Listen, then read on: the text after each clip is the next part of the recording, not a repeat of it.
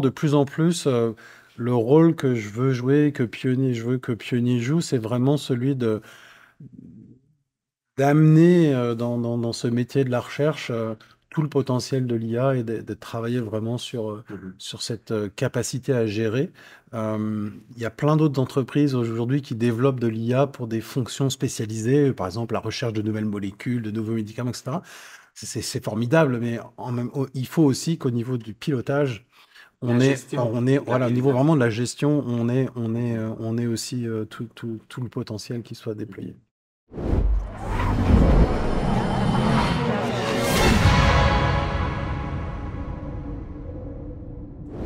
Alors bonjour, je suis Martin Duchesne, directeur de Défi Montréal. C'est un plaisir de vous présenter Jérôme Gosset, fondateur de Pionnier.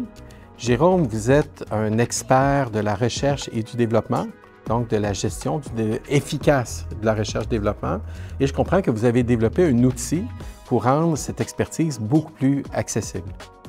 En effet, oui, j'ai fondé Pionnier il y a quelques années pour accompagner les entreprises dans l'amélioration de leurs opérations de recherche et développement. Et avec l'arrivée de l'intelligence artificielle, c'est clair que c'est un outil qui a un potentiel extraordinaire et qu'il faut décliner dans les différents métiers de l'entreprise. Et le mien étant la R&D, la gestion de la R&D, effectivement, on a commencé à développer des solutions pour utiliser des agents qui vont nous permettre d'accélérer et approfondir, je dirais, le travail qui est nécessaire pour gérer un portefeuille de projets. C'est ça, l'intelligence artificielle, c'est un outil qui permet de façon simple de réaliser des tâches complexes.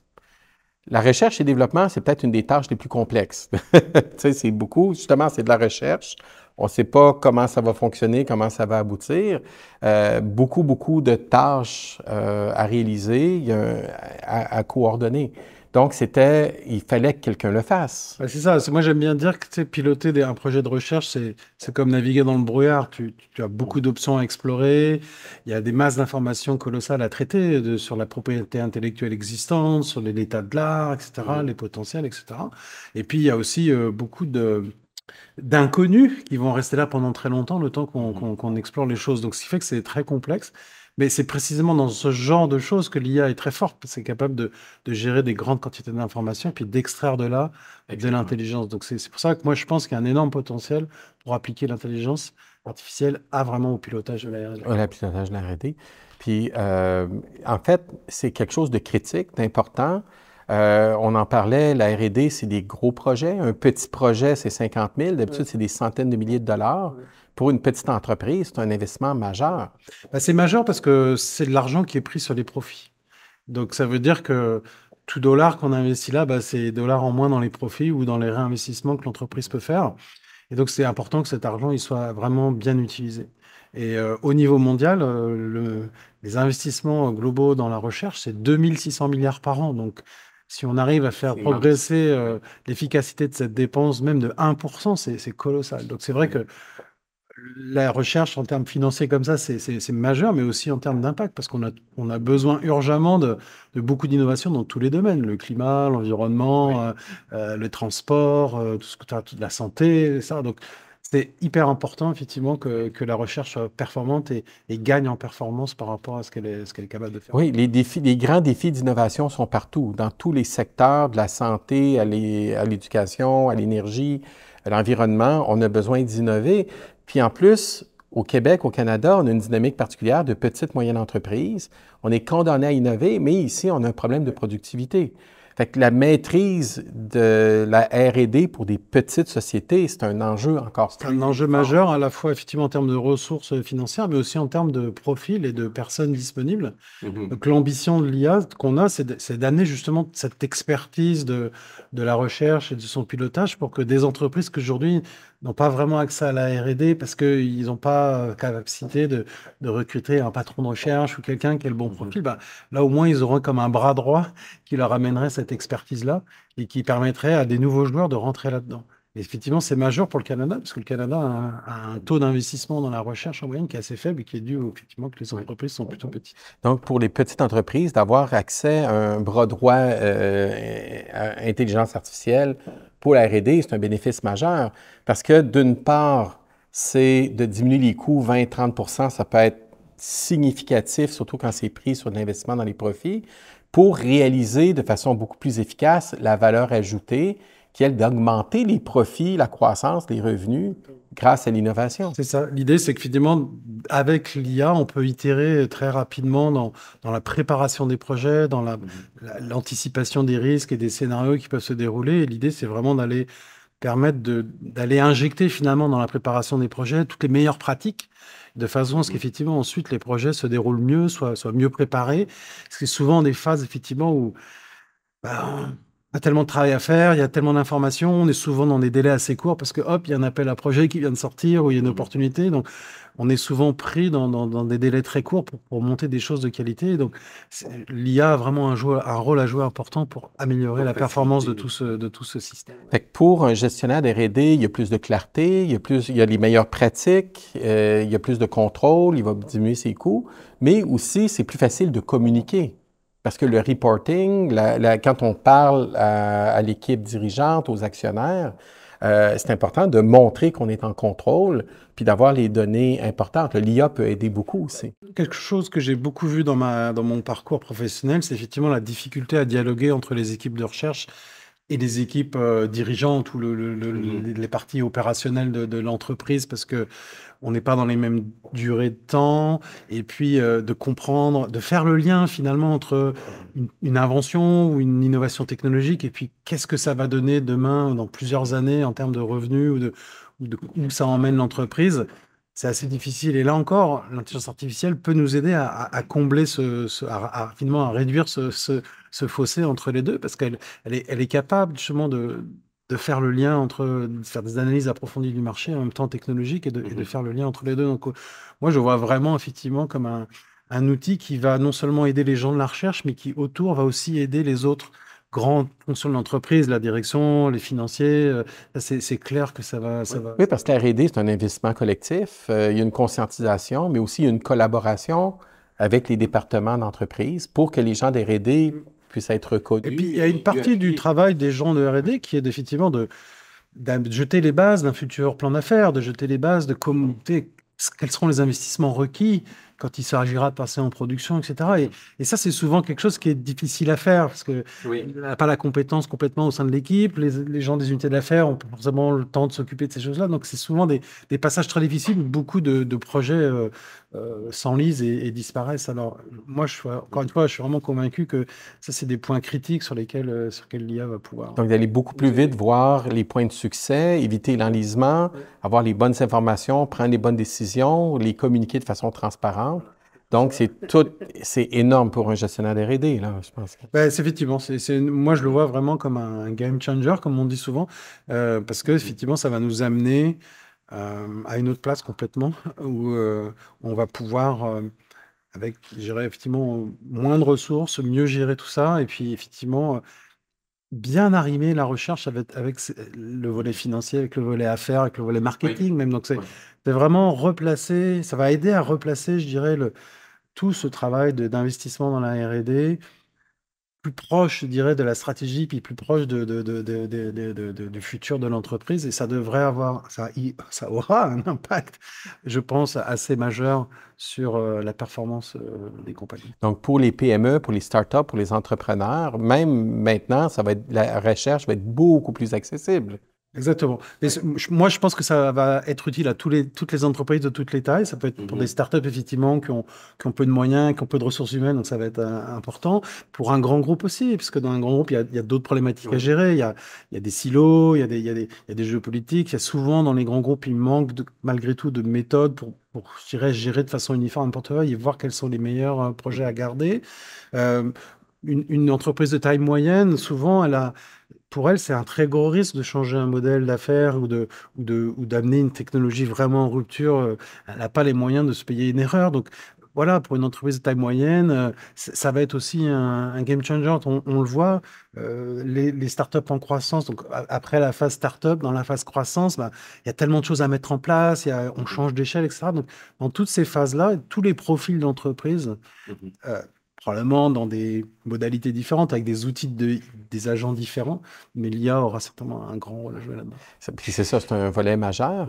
Maintenant, dans la création de pionniers, parce que vous aidez les gestionnaires à communiquer et à être reconnus, dans la création de pionniers, c'était votre défi aussi, là, d'être vous-même reconnu, puis en même temps, vous devenez un ambassadeur de la R&D. Vous devenez des promoteurs en disant, il y a des bonnes pratiques, on peut innover, on peut le faire, puis il y a des outils disponibles. Donc ça, cette démarche-là, maintenant, je comprends que c'est de plus en plus clair dans votre De message. plus en plus clair, parce que moi j'ai toujours été intéressé par la performance, par vraiment le rendre efficace une organisation.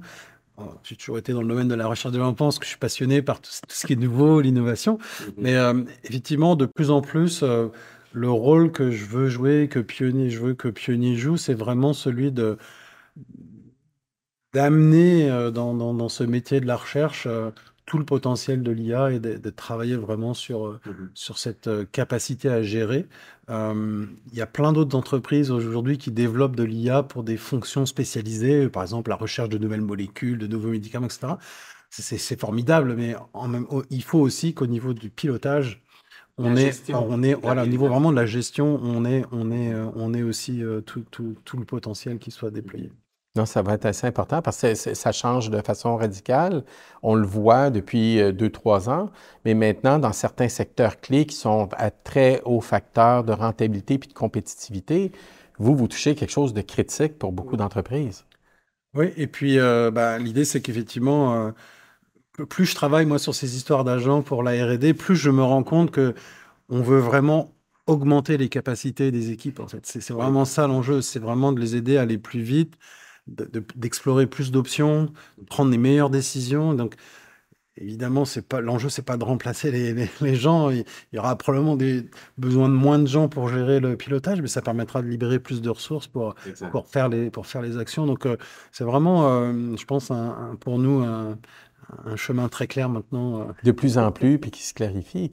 Pour l'adoption, le développement de pionniers, maintenant, c'est quoi le message? C'est quoi le défi que vous aimeriez relever? Le défi, c'est de trouver vraiment comment amener la solution, puis quelle est la solution dont les gens ont vraiment besoin. C'est-à-dire, comment un vice-président R&D dans un grand groupe ou un patron de la R&D dans une start-up, comment quels outils ils ont exactement besoin, quelles fonctions ils ont besoin en premier. Donc, c'est vraiment pour nous de trouver. On peut faire tellement de choses, on peut imaginer tellement de solutions. Donc, c'est de trouver vraiment qu'est-ce qui est la contribution la plus essentielle et qui va vraiment leur permettre d'embarquer sur ce Répondre aux besoins principaux. Exactement. On vient de passer quelques semaines ensemble justement pour travailler, creuser cet élément-là. Là, vous avez beaucoup mieux identifié les patrons de grands groupes versus les petites entreprises ou les startups. Et là, je pense que vous commencez à mieux voir leurs problématiques pour les adresser de façon beaucoup plus précise. C'est ça, j'ai réfléchi ça, mais au début de la cohorte, mon idée, c'était comme la vision que j'avais pour l'utilisation de l'intelligence artificielle dans la R&D, c'était comme un gros bloc de roche, là, avec tellement de choses possibles à faire. Puis au fur et à mesure, finalement, du programme qu'on a fait, là, de travailler sur le MVP, sur le persona, etc., c'est comme si on avait sculpté cette roche pour faire sortir quelque chose un profil qui commençait vraiment à correspondre à quelque chose qui résonne avec effectivement les besoins des entreprises. Oui, mais c'est ce qui est très, très intéressant. Maintenant, votre message est très clair. Puis quand vous adressez une personne, bien, vous pouvez être beaucoup plus proche pour le rendre, parler leur langage aussi. Oui, puis moi, ce que je ressens, c'est vraiment aussi, je ressens que j'exprime beaucoup mieux ce qui peut être ce qui est vraiment essentiel dans ce qu'on doit amener. En fait, parce que il y a encore quelques semaines, j'avais une vision très technique, etc. Alors que là, je me rends compte que c'est vraiment dans la façon de livrer la solution, dans la façon dont la solution va s'intégrer dans le processus de gestion interne de l'entreprise, là, qui est très important. Et donc ça, c'est vraiment un des apports du programme, là, c'était de m'aider à réfléchir à cette dimension de comment la personne va vraiment se servir de l'objet, de l'outil qu'on va lui donner. Finalement, aujourd'hui, c'est probablement l'étape la plus importante avant même de commencer à développer la solution au complet. Oui, parce que c'est le besoin avec la priorité, le problème prioritaire. Fait que ça, je pense que le besoin, maintenant, vous l'avez beaucoup mieux aligné. Les bénéfices sont énormes. Vous avez un très bon exemple, là. C'est de la profitabilité brute que vous apportez aux entreprises dans des domaines où ça leur donne des avantages compétitifs majeurs. Mais au-delà de ça aussi, d'être capable d'amener en storytelling, d'expliquer de façon simple, humaine, compréhensible, en parlant de la réalité des personnes que vous servez, tout d'un coup, ça devient très clair.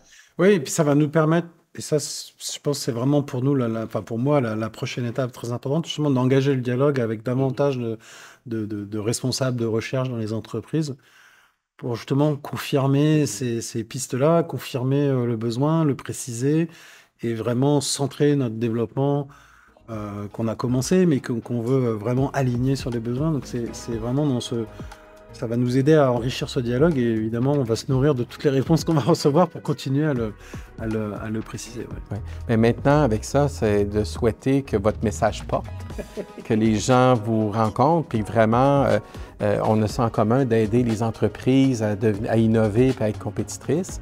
Donc, cet outil-là, on va vraiment souhaiter que vous ayez tout l'impact et tout le rayonnement qu'il mérite. Ben, merci, oui. Un grand plaisir. Un plaisir, merci.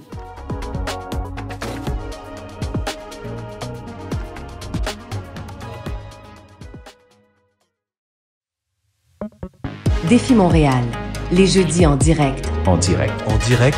En présentiel ou via une séance Internet. Avec votre hôte, Martin Duchesne.